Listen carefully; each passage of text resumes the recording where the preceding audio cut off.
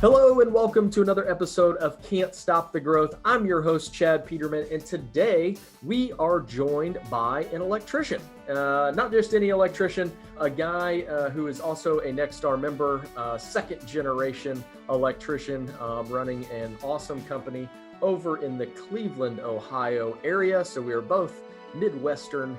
Going to chat a little bit about his business, his outlook on leadership, and how he's grown his company. So without any further ado, we'd like to welcome Mike Talty from Clover Electric. Welcome to the podcast, Mike. Thanks, Chad. Happy to be here. Yeah, awesome. Excited to get started. Why don't we start out by you just giving a little bit of background about the company and kind of how you guys started, where you guys are to today. That's fair. My company actually started, my dad started the company about 36 years ago, going on 37. He was a carpenter and loved carpentry, but hated continually getting laid off. So he found his way into the electrical field, and then very shortly into it realized that he didn't want to do like commercial, especially changing light bulbs on high poles at like stadiums and things like that. So he's like, you know what, I can do this myself. And he started kind of a residential company, found his way through, very smart, intelligent individual, especially with money, and found a couple people that taught him how to charge properly. Because, he started out just like a normal electrician that can jump into the truck and just doesn't really know how to charge anything. We found some people that helped him through all of that. And he always had a service-focused mindset. You pay attention to the customer, the paying customer, and they take care of you. Everything else falls into line. But then I want to say we didn't find Nexstar until 2009, I believe it is. Found them, joined up, fell in love with it, converted our business all to service residential work instead of some different contractors and things like that before. We found that we liked using or working with the end user a whole lot better, and have dived in pretty aggressively. So we are who we are today, solely electrical. Me personally, I joined in about 18 years ago now. And if you would have asked me in high school if I was going to be an electrician like my dad, I would have said, no, absolutely not. Life happened. I then asked my dad for an apprenticeship position. He had an opening, and the rest is history. He fell in love with it. So Awesome stuff. Well, Mike, we have a very, very similar story with how our dad started. Actually, my dad started in '86. So we're about right at the same age of company as well. If you would ask me in high school if I'd have been in this, I would have said absolutely not. And fell in love with it as well. Tell me a little bit. So this is always something that interests me, and people ask me, especially as it relates to kind of father and son and things of that nature. Tell me a little bit about kind of what his philosophy was, and then how you guys kind of transitioned into kind of your leadership and what your philosophy is, maybe how that's different, how it's similar. What's that look like for you guys? So his philosophy was you take care of the customer at all costs. You pay attention to what they are, and everything else falls into line. Now, he was, as he will always say, addicted to the grocery store. So paying attention to the customer at all costs doesn't mean just giving them whatever they want for no charge. So he was always okay with charging, but he found out very quickly that you can charge whatever you want as long as you show the customer that value and provide that value, then everything's okay. I've taken on a lot of that. The differences between he and I is, well, according to our color code, he's a red dominant and I am a yellow dominant. So we are very polar opposites as far as our leadership styles. His focus was always training the right process, making sure that everybody knows what they're doing and paying attention to all of the little details, very, very detail oriented for it. Mine is more of you pay attention to the individual and focus on our team. And by focusing on our team, they will then focus on the paying customer for it. We both believe that works very well. We just have different approaches on how to do it. Yeah. Do you think that that's a generation? This is like totally opinion. Do you think that's a generational type like mentality? Because I feel like what you just described is very similar to like how my dad's and I's philosophy maybe differs a little bit. Very detail oriented, like, hey, this is the process, this is what we have to do. Whereas mine is more, yeah, let's focus on the individual culture first. Let's take care of our people. Not that he didn't want to take care of his people, but hey, let's focus on the person. Yeah, they may not do it exactly how I would do it, but as long as we get the job done and it's up to code and all that fun stuff. What's your opinion on that? I do. I do believe that that's just a generational thing, and that's not bad. It's just evolution, changing.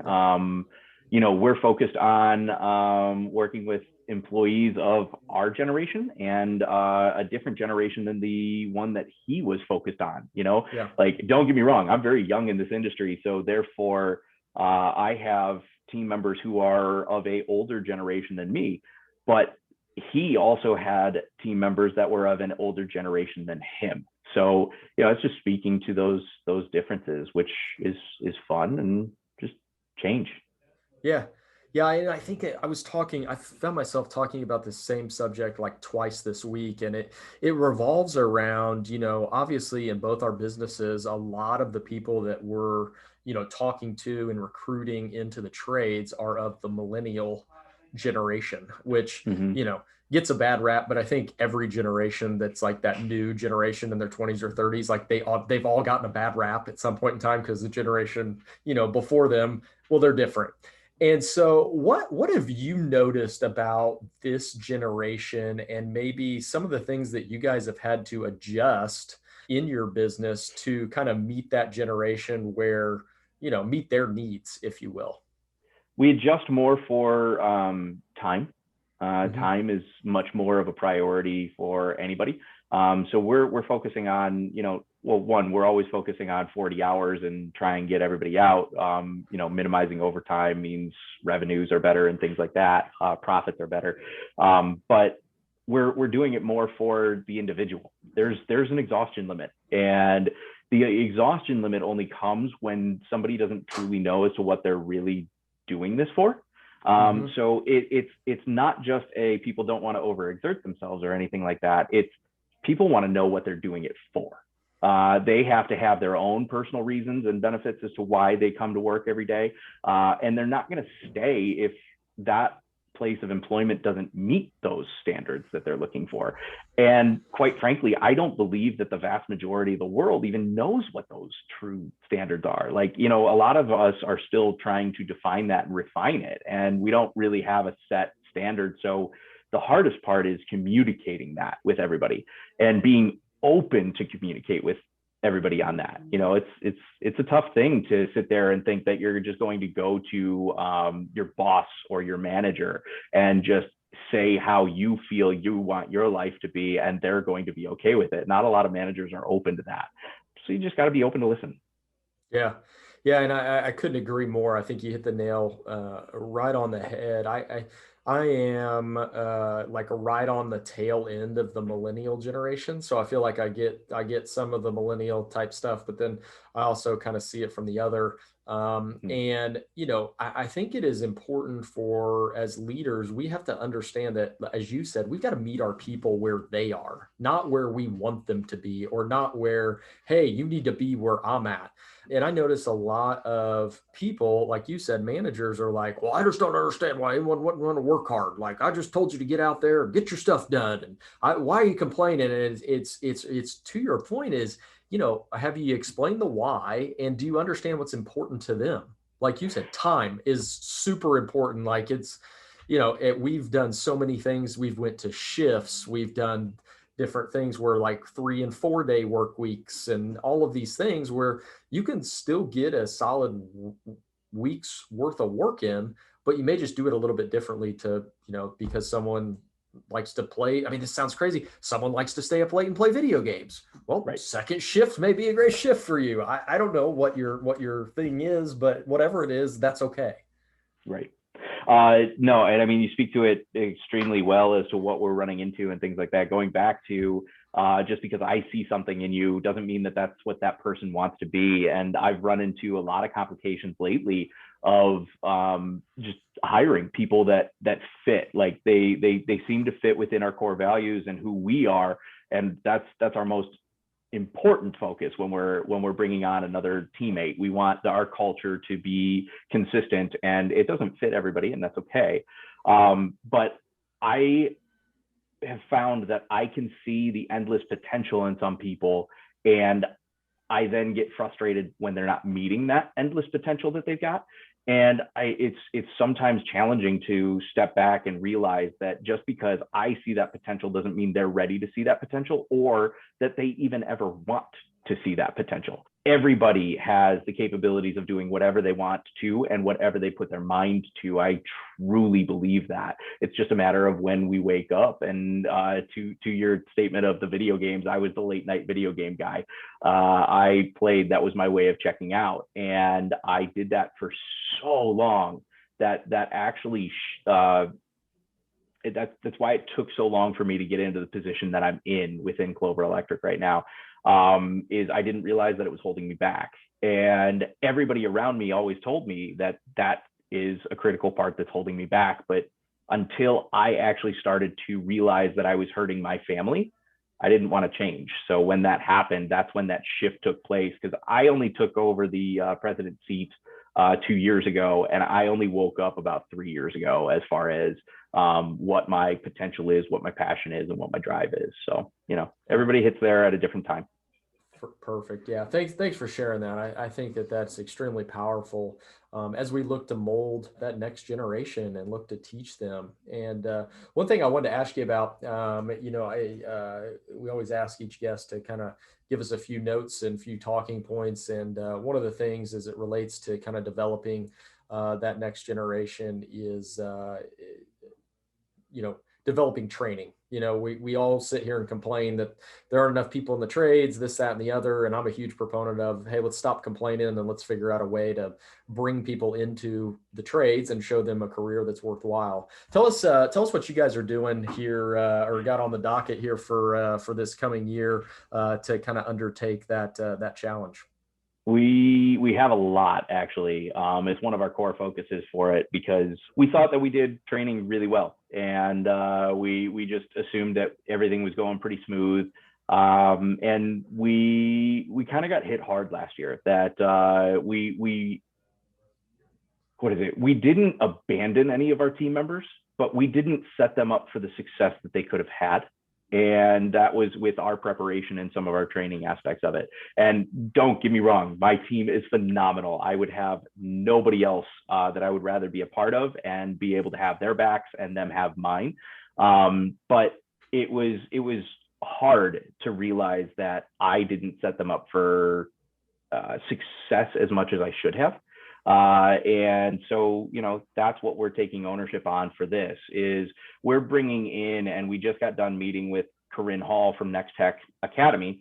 We brought her in to streamline our training process, and we are bringing Next Tech Academy to Clover Electric this year, which is, we have 3 apprentices, and we're going to train from the ground up on that. They're all at different levels, which is phenomenal.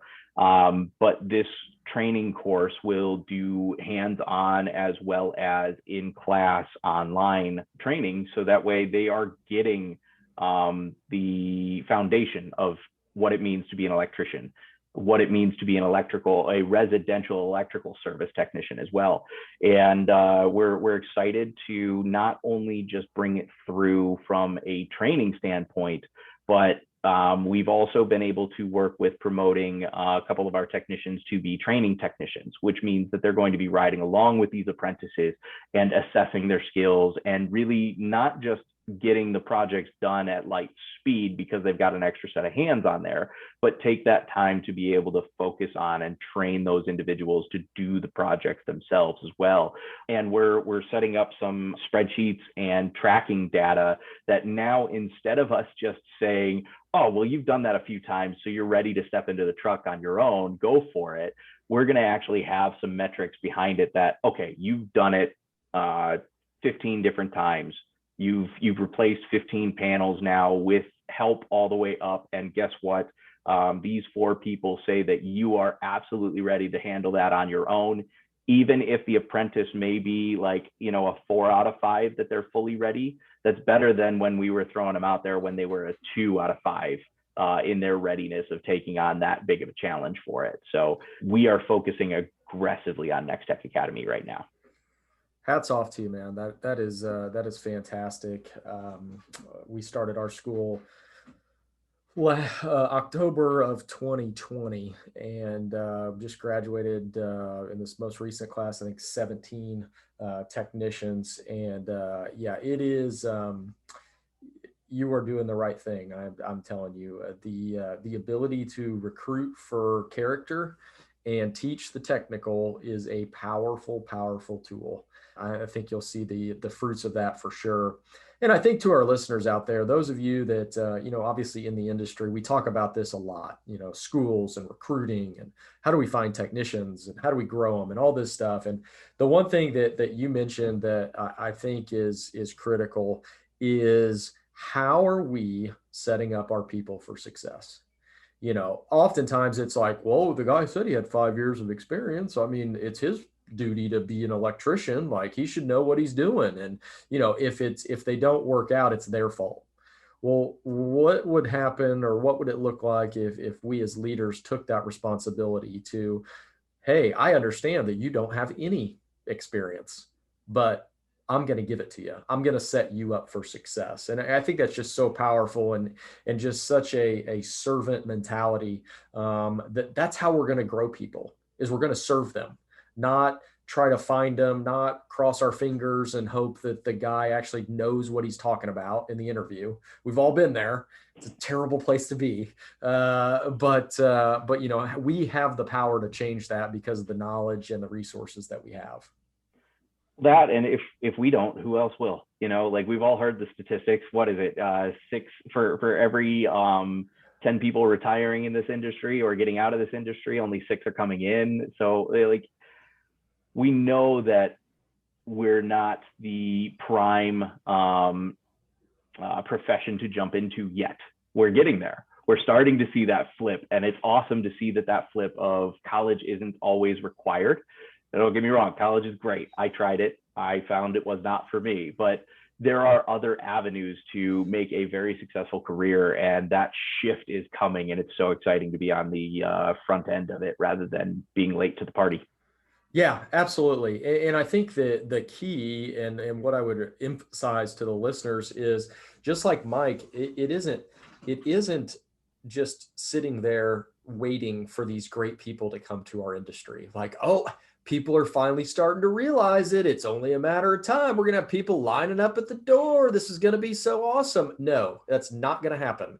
We have to continue to push forward and be that career of choice. Like, you have to be a company that people want to come to. You can't be just a crap company, and because you say you're in the trades, that everybody's going to be like, huh, I can't believe I'm missing this the whole time. No, we have a duty to, as you said so eloquently, to set people up for success. And industries that do that and put their money where their mouth is are going to be the ones that these people that are good and are excited about, finding their potential. They're going to find us because they know that we're a place that's going to support them, which I think is key.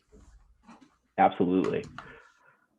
So tell me about how it sounds like you've got a passion for developing people. And, you mentioned not only the apprentices having an opportunity, but your maybe some of your senior techs moving up into kind of training technicians.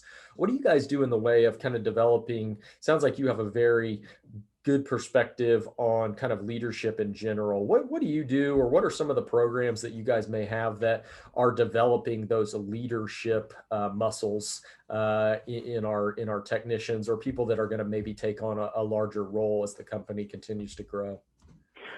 So one of the things that we actually just did for finding our training leader, finding our training technicians and things like that is we put forth a actual interview process for internal operations.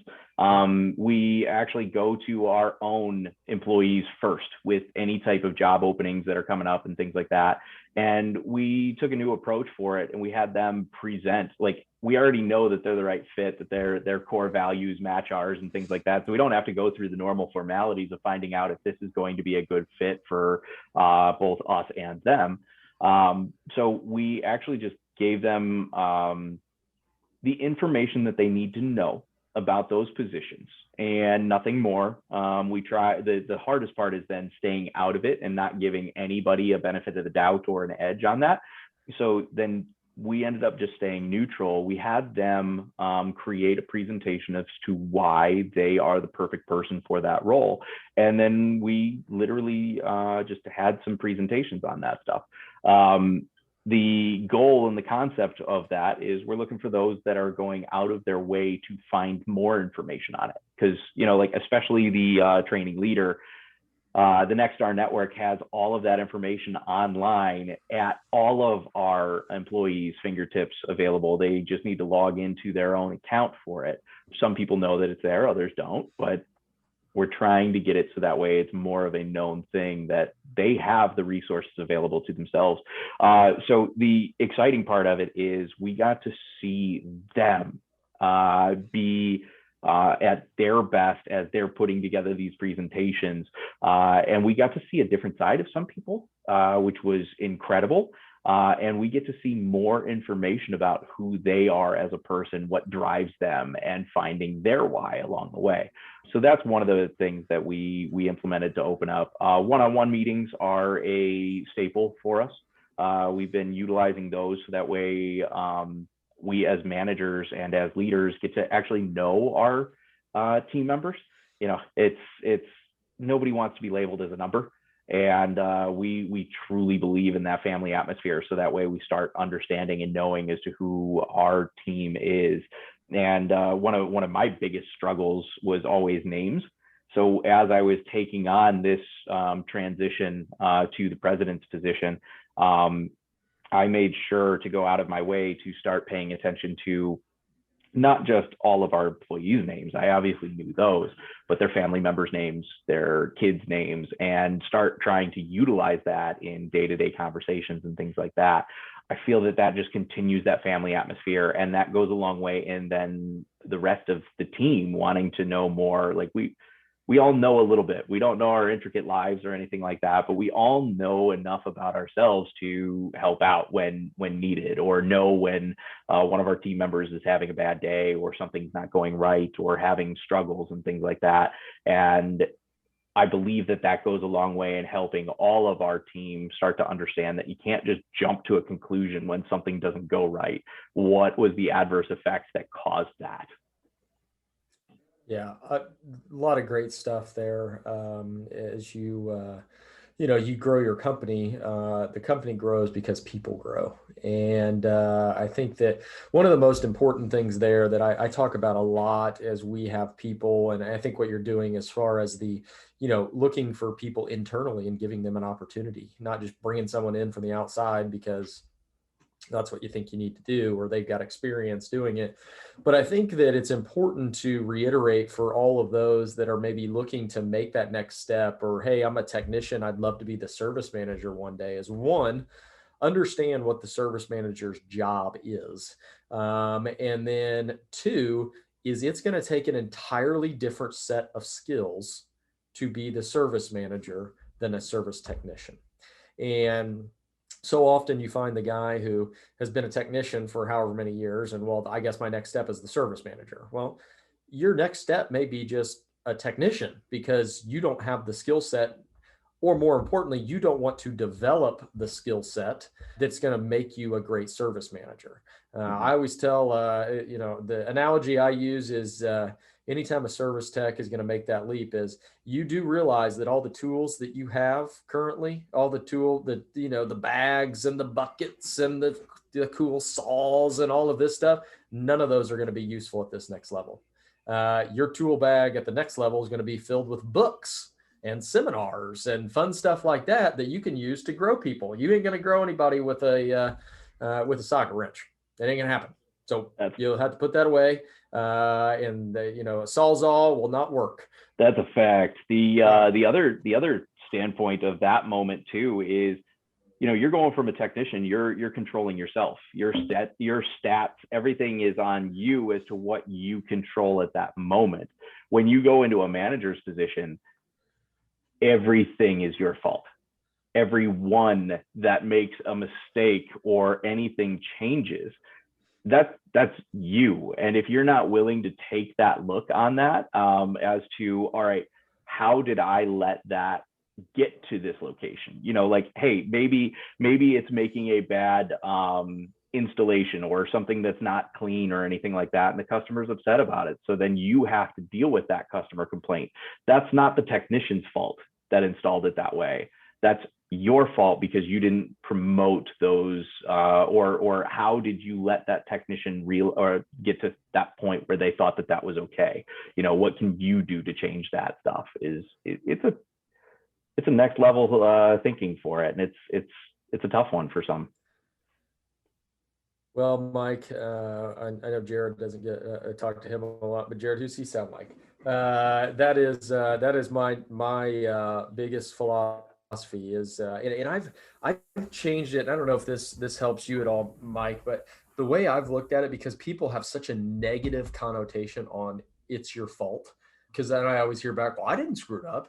And I always say it's not your fault, it's you taking responsibility.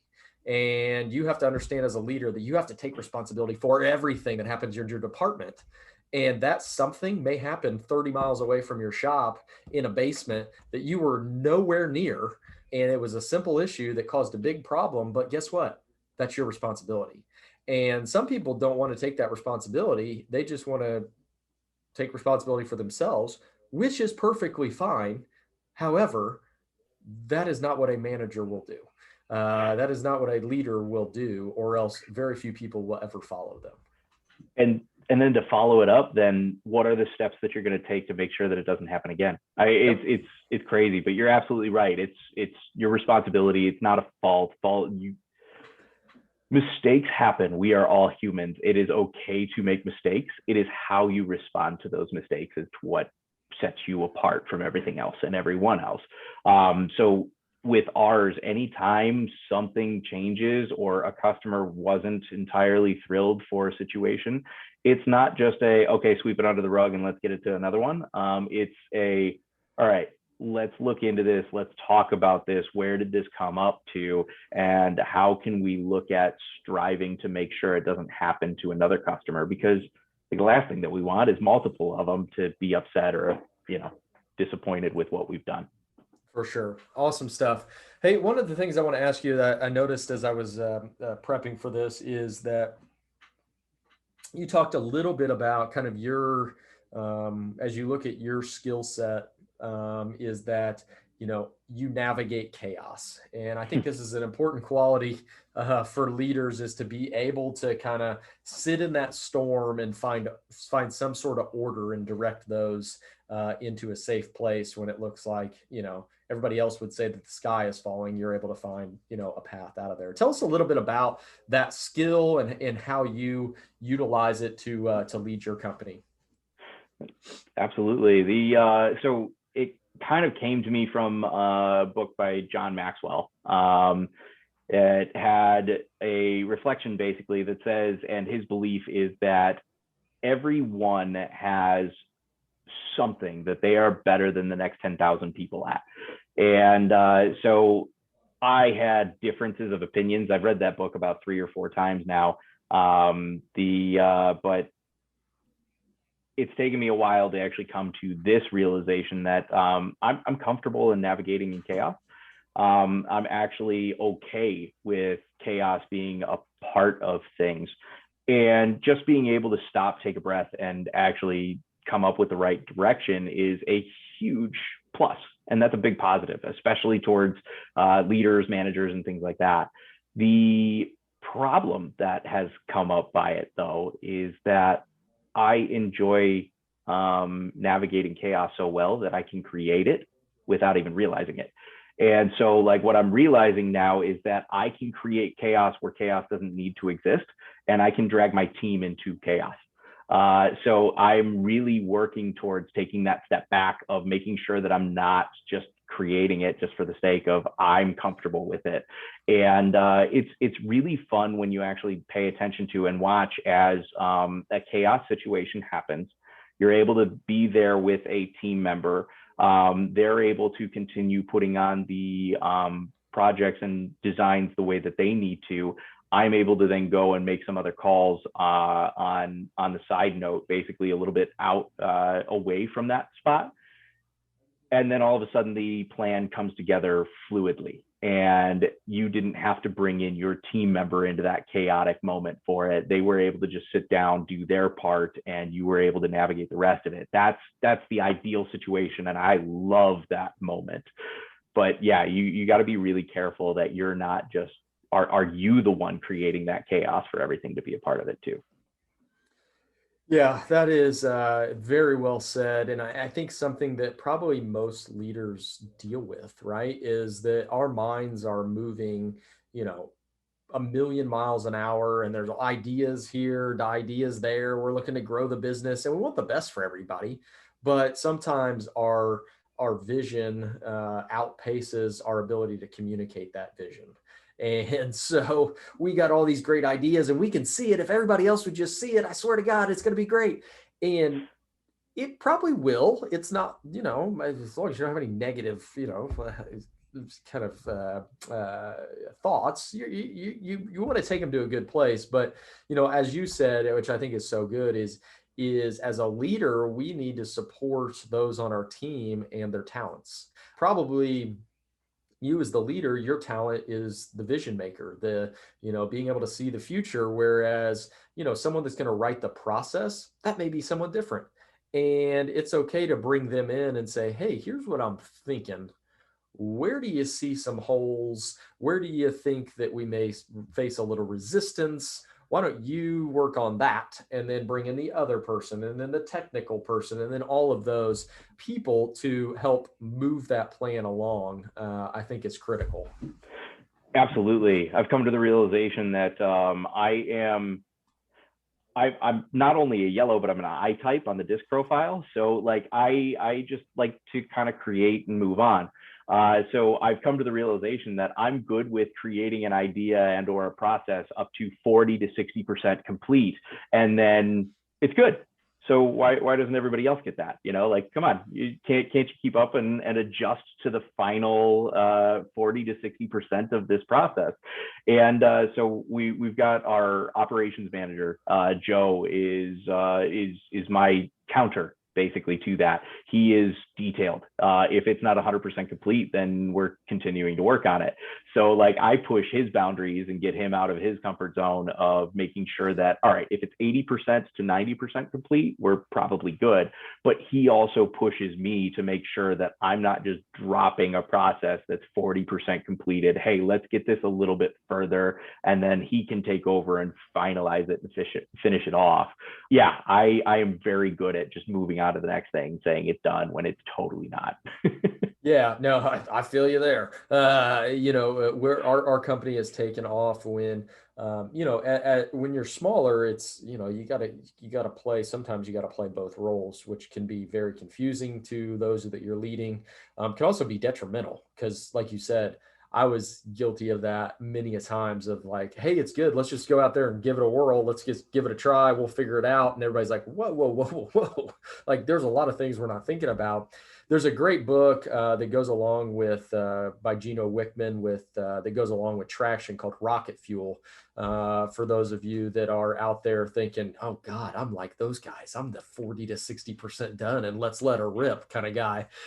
If you are, definitely read that book. You will find yourself the visionary. And then you need to find yourself, like you said, you need to find yourself an integrator. And when you find that relationship, it is powerful because you're both working in your strength zone, and you can get some real stuff done, which is really, really cool.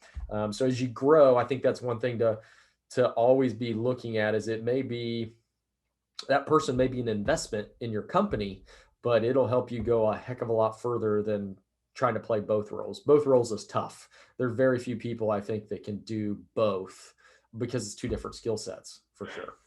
and the accountability then isn't there. Like Yeah. you're the one holding yourself accountable. It's a tough spot. I was in both, and that's why I stepped out of that, is Yeah. because it's tough. Like you can sweep your own stuff under the rug and just be like, well, it's fine, it's really okay, and when it's not. Yeah, absolutely. Well, one of the things I wanted to talk about, which is, I think, very critical, and it sounds like you guys may be well on your way to this, but as it relates to growing people and growing your company, what role would you say that building out the culture of your company, what kind of role has that played in the growth that you guys have seen over the years? Massive. To your point, Gino Wickman, and Traction and Rocket Fuel has been a absolute game changer for us. We started bringing in L10 meetings and the EOS processes into our company almost 2 years ago now, and it was a struggle. It was definitely a slow process. It was worth every bit of it. We had a lot of tough conversations, but now at our L10 meetings, we get so much more done because we're not holding things back. And our operations manager now, when he had just joined our team about a year ago, there were a couple of things where he and I didn't entirely share his full view on. And so then we get to the point where down the road we had to part ways with somebody, and then it comes out that share was thought of months ago, or before we even brought that individual on or anything like that. And so we've gone through a lot of tough conversations just through our L10s to call each other out and hold each other accountable to that. So the EOS process has been a game changer for us to establish what our core values are. We utilize it now in all of our interview processes. All of our questions are tied to it. It's helped us create our organizational chart, which is always moving and always should be. As you're growing, as you're increasing demands and requirements, you need more people and you need more positions.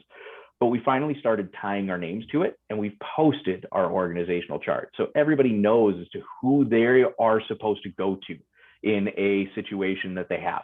And it really has streamlined a lot of effects. Now, don't get me wrong, we're not perfect in any of this stuff, and we are still improving upon it on a regular basis. But that stuff has just come down and narrowed down a lot of our decision making. And if we're ever in a tough bind, we pull it back to our core values, and we pull it back to our mission statement of we make things better. And if it's not going to tie to those, then we're not going to move forward. Just because somebody wants to go in that direction doesn't mean that we're going to sacrifice who we are to be there. Yeah. Thanks for sharing that. I think that is extremely, whether it's Traction or there's a number of different operating systems, but finding that one that fits your culture and fits your cadence of accountability. I think that's the key. Is I feel like an overwhelming sentiment is, well, no one likes meetings and this, that, and the other. Well, no one likes boring meetings. So people don't mind meetings to get on the same page and to be communicated and have those crucial conversations where things are getting accomplished and you're like, oh yeah, okay, I see. Okay, yeah, let's move forward. We got some common ground here, type of thing. So yeah, definitely, I think a great point there. And Mike, I really just appreciate your outlook on leadership. I think it is people like yourself who are really comfortable with looking internally and finding out, okay, this is who I am. That's perfectly fine. But here's what I need to do to make sure that I meet everybody else where they need to, where they understand they need to be met and all of that stuff. As we kind of wrap up here, just trying to be conscious of time. Well, what's one thing that you would leave maybe the listeners with of something you've discovered? You mentioned kind of your leadership journey earlier. What's one of the things that you say has been most impactful on your leadership journey to this point? One of the biggest things that I've realized is the processes are more important than I ever would have guessed. I'm the type of person that can, as we said before, finish off a process just through what I feel the best way to do it is, and be okay with making that decision. But not everybody is. But what the processes do by detailing them out and making sure that you have them in line for it, is it takes the emotion out of things. And when your emotion gets into the way of promoting somebody, or trying to sell a project to the customer, or trying to back your teammate on a tough situation or anything like that, when the emotion gets in the way and you're making those decisions based off of emotion, you can make the wrong decision very, very quickly. By having those processes, by having those core values, by having that organizational flow chart and knowing who is to deal with and work with that type of situation, it really lets you focus on the facts of the situation. And it really minimizes the amount of wrong decisions that you can make. And just because my belief is a wrong decision is an okay decision because you made a decision, you can always fix that tomorrow. That doesn't mean that I should minimize the fact of, all right, I should make the right decisions more often. And I should empower my team to be able to make the right decisions more often without me or one of our other managers or even one of our training technicians being there to be that support. Awesome point. And I think something that all leaders can, really take and implement right away. It's that piece about empowering our people to make decisions. So often we think of a manager, and a lot of this I've grabbed from like people who become managers who had a really terrible manager as the kind of their guide, or was just like micromanaging the heck out of them. Like, well, you need to check in with me to do this and that and this and that. And, the one thing I love to break out of technicians is, they don't call me much anymore. They may have found out that I don't know much about the trade, but they used to call me. I was like, hey man, whatever you think, I support you. Whatever you think is the right way to do it. I mean, go for it.